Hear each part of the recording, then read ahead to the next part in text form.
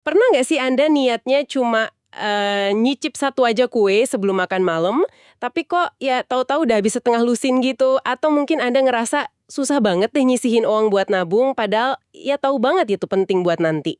Selamat datang di pembahasan mendalam kita. Hari ini kita bakal ngupas konflik internal yang seru nih, yang sering banget kejadian di diri kita pas bikin keputusan soal waktu.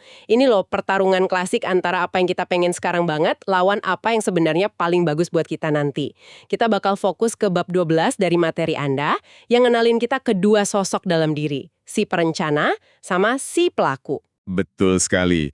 Model ekonomi yang standar itu kan seringnya nganggap kita ini makhluk super rasional ya. Preferensinya dianggap konsisten aja gitu dari waktu ke waktu.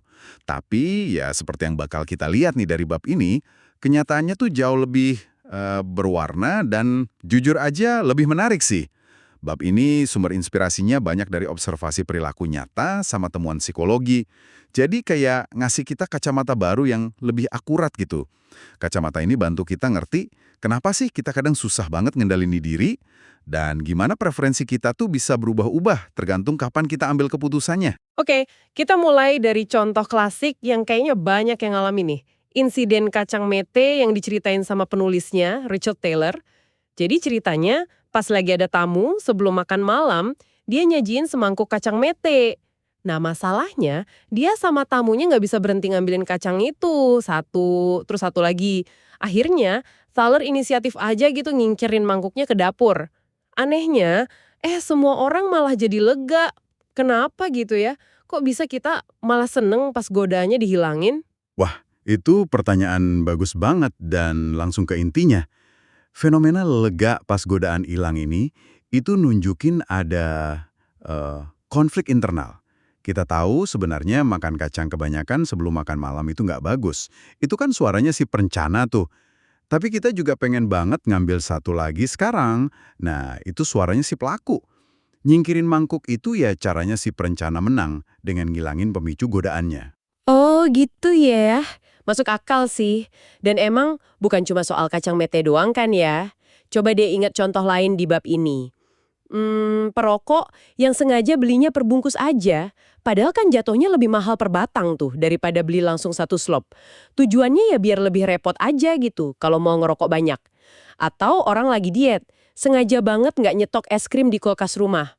Atau jangan-jangan Anda sendiri pernah mindahin jam weker jauh dari kasur, biar nggak gampang mencet tombol snooze terus tidur lagi.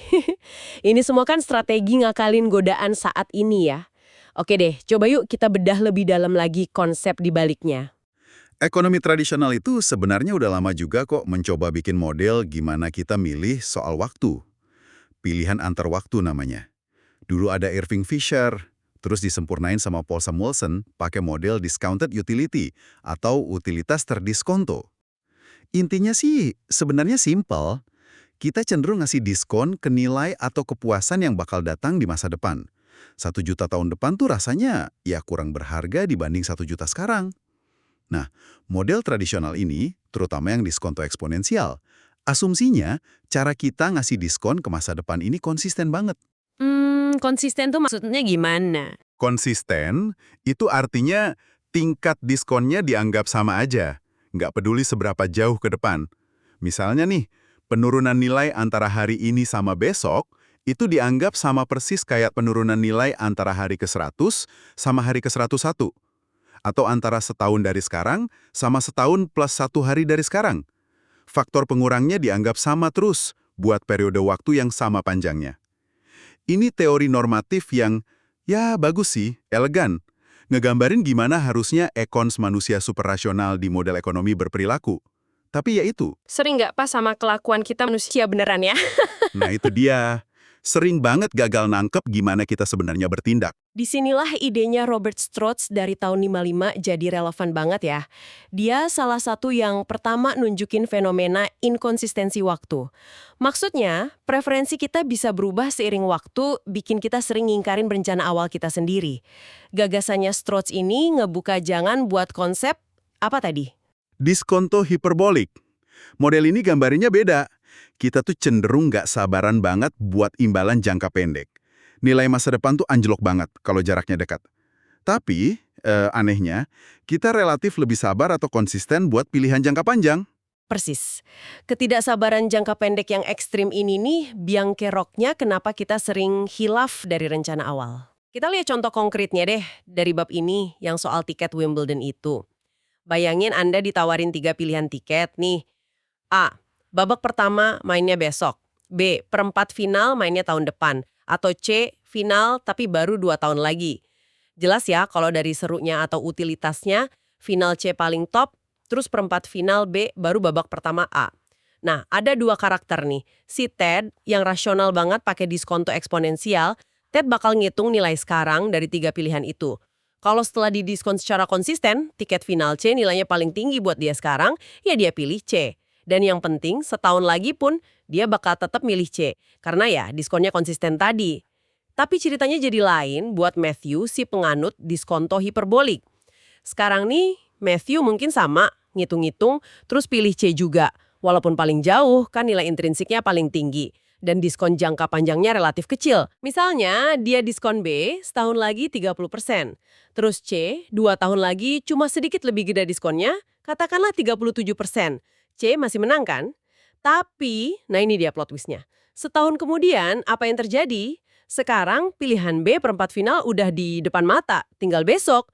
Sementara C, final masih setahun penuh lagi karena diskonto hiperbolik bikin kita sensitif banget sama kedekatan waktu, nilai B sekarang rasanya jadi utuh, nggak didiskon atau diskonnya kecil banget. Sementara nilai C yang masih jauh, tetap didiskon lumayan gede, misalnya 30%. Hasilnya, Matthew berubah pikiran. Dia sekarang lebih milih B daripada C. Dia nggak konsisten sama pilihan awalnya.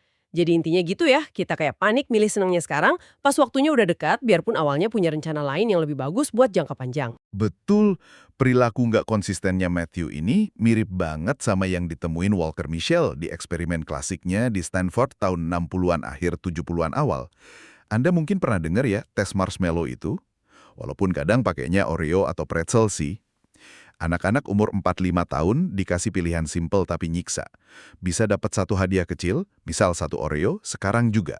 Atau, kalau mereka bisa nunggu si peneliti balik lagi, sekitar 15-20 menitan lah, mereka bakal dapat hadiah lebih gede, misalnya 2 atau 3 Oreo. Wah, kebayang sih susahnya buat anak umur segitu nahan diri. Pasti. Video rekamannya itu lucu-lucu, nunjukin macam-macam strategi anak buat nahan diri.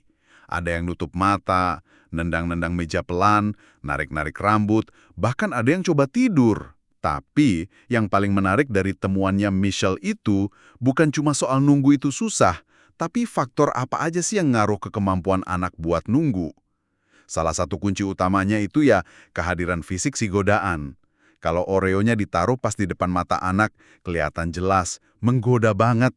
Rata-rata mereka cuma kuat nunggu semenit sebelum nyerah terus dimakan. Tapi, kalau hadiahnya disembunyiin dari pandangan, ditaruh bawah meja atau ditutup gitu, rata-rata waktu tunggunya loncat drastis, jadi sekitar 11 menit. Terus, instruksi mental juga ngaruh banget. Anak yang disuruh mikirin hal lain yang asik tapi nggak nyambung sama hadiahnya, kayak main ayunan gitu, bisa nunggu jauh lebih lama dibanding anak yang disuruh fokus ke enak dan lezatnya si Oreo. Ini nunjukin betapa pentingnya strategi mental sama ngatur perhatian dalam perang lawan godaan, bahkan dari kecil. Iya. Ada cerita lucu tuh dari video eksperimen Mischel ini. Ada anak cowok satu kelihatan tersiksa banget nungguin Oreo di depannya. Jelas udah nggak tahan. Tapi bukannya nyerah terus mencet bel manggil peneliti, yang artinya cuma dapat satu Oreo, dia ngelakuin sesuatu yang agak licik tapi cerdik juga sih. Pelan-pelan banget, dia buka 3 keping Oreo yang dijanjikan itu, dijilatin krim putih tengahnya sampai bersih, terus disatuin lagi kepingan itemnya kayak nggak terjadi apa-apa. Taylor di bukunya sampai bercanda ngebayangin anak ini gedenya jadi penipu finansial kayak Bernie Madoff. Dan ternyata nih ya, ini bagian yang menurut saya keren banget. Perjuangan lawan godaan ini tuh bukan cuma urusan manusia loh. Penelitiannya psikolog George Ainsley yang juga banyak dikutip di bab ini, nunjukin kalau hewan juga, kayak tikus sama merpati, nunjukin pola preferensi yang mirip diskonto hiperbolik. Mereka juga punya masalah pengendalian diri ternyata. Hewan cenderung milih banget imbalan kecil tapi cepat daripada imbalan gede tapi nunggu, apalagi kalau nunggunya cuma sebentar. Ini kayak nunjukin kalau preferensi ke sekarang ini mungkin akarnya biologis banget ya. Tepat sekali. Nah, berangkat dari wawasan-wawasan penting ini, inkonsistensi waktu dari Storz, pentingnya strategi mental dan godaan dari Michelle, plus bukti dari dunia hewan oleh Ainsley Thaler, terus kolaborasi sama Hersia Frin, mereka bikin model konseptual yang coba nangkep inti konflik internal ini. Namanya model planner-doer, si perencana dan si pelaku. Ini bukan model matematis yang jelimet ya, lebih ke metafora yang kuat tentang adanya dua diri yang seolah-olah hidup barengan di dalam kita setiap saat. Dua diri, kedengarannya kayak skizofrenia ringan gitu ya. Bukan dalam arti klinis pastinya. Ini lebih ke cara mikir soal konflik motivasi yang kita alamin aja. Di satu sisi ada si perencana. Sosok ini bijak, mikirnya jauh ke depan, niatnya baik, peduli banget sama kesejahteraan kita jangka panjang. Si perencana ini kayak CEO perusahaan lah, yang pengen perusahaannya sukses nanti. Nah, di sisi lain, ada serangkaian si pelaku. Tiap pelaku ini hidupnya cuma buat saat ini aja. Impulsif banget, gampang tergoda sama stimulus atau kesenangan sesaat di depan mata, makanan enak, diskonan, nonton episode berikutnya, dan cenderung cuek sama konsekuensi jangka panjang. Si pelaku ini kayak karyawan di garda depan yang maunya seneng-seneng hari ini aja. Biar ada kerangka yang lebih formal dikit, Thaler sama Sheffrin ini minjem ide dari teori principal agent di ekonomi organisasi yang dikembangin sama Jensen dan Mackling. Analoginya gini, si perencana itu prinsipal, pemberi tugas yang baik hati. Tujuannya ya, maksimalin kebahagiaan total dari semua pelaku di masa depan, diri kita, besok, lusa, tahun depan, dan seterusnya. Para pelaku itu, serangkaian agent, pelaksana tugas, yang umurnya pendek, bayangin aja ada pelaku baru tiap hari atau bahkan tiap jam. Pelaku ini egois, peduli cuma kepuasan sekarang, dan gampang banget kena godaan atau keadaan terangsang, lapar, capek, penasaran, dan lain-lain. Inti masalahnya, si perencana, prinsipal, ini kontrolnya terbatas atas tindakan si pelaku, agent, apalagi pas pelaku lagi panas, tergoda.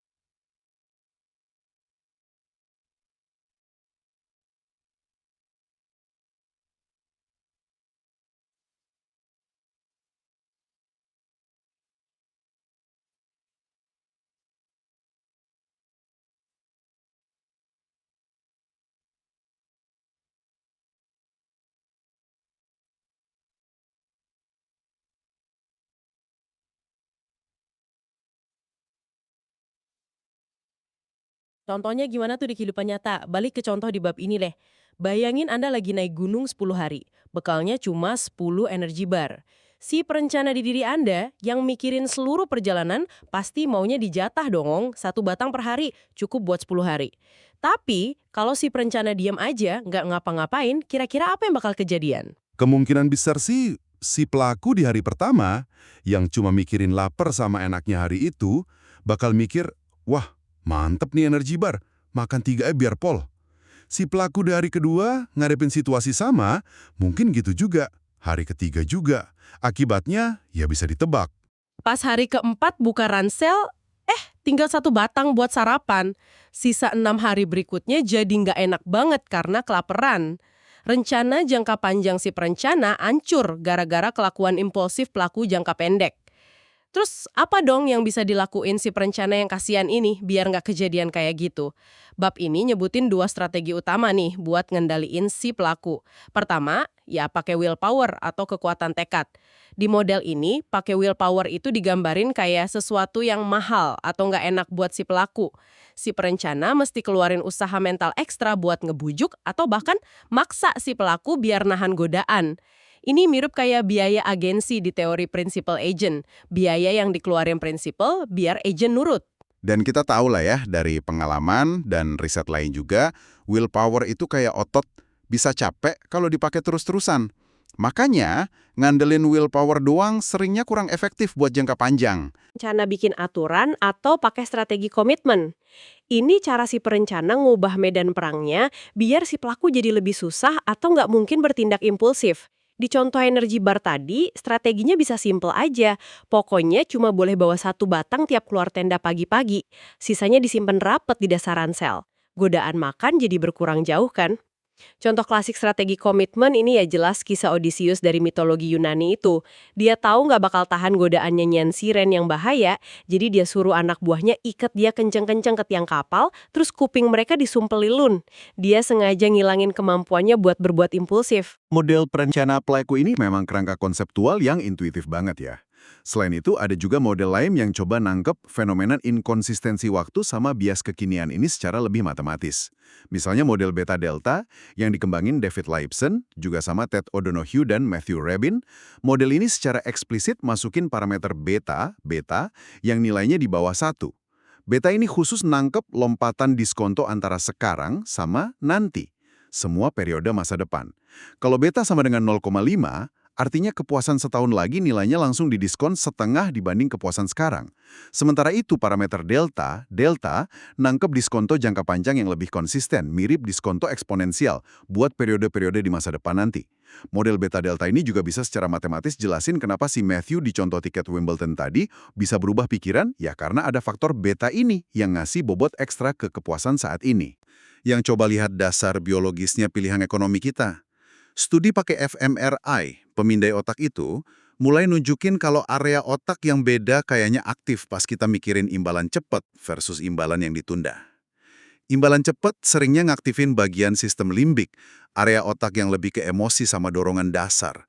Sebaliknya, pas mikirin imbalan jangka panjang, area korteks prefrontal yang lebih ke perencanaan, nalar sama kontrol diri, cenderung lebih aktif. Ini kayak ngasih bukti fisik gitu ya, kalau emang ada pertarungan antara sistem impulsif sama sistem sabar di otak kita. Wah, jadi beneran ada tarik-menarik di dalam kepala kita ya, secara harfiah. Bisa dibilang gitu. Terus, ada konsep penting lain dari George Loewenstein, namanya hot-cold empathy gaps, atau kesenjangan empati panas-dingin.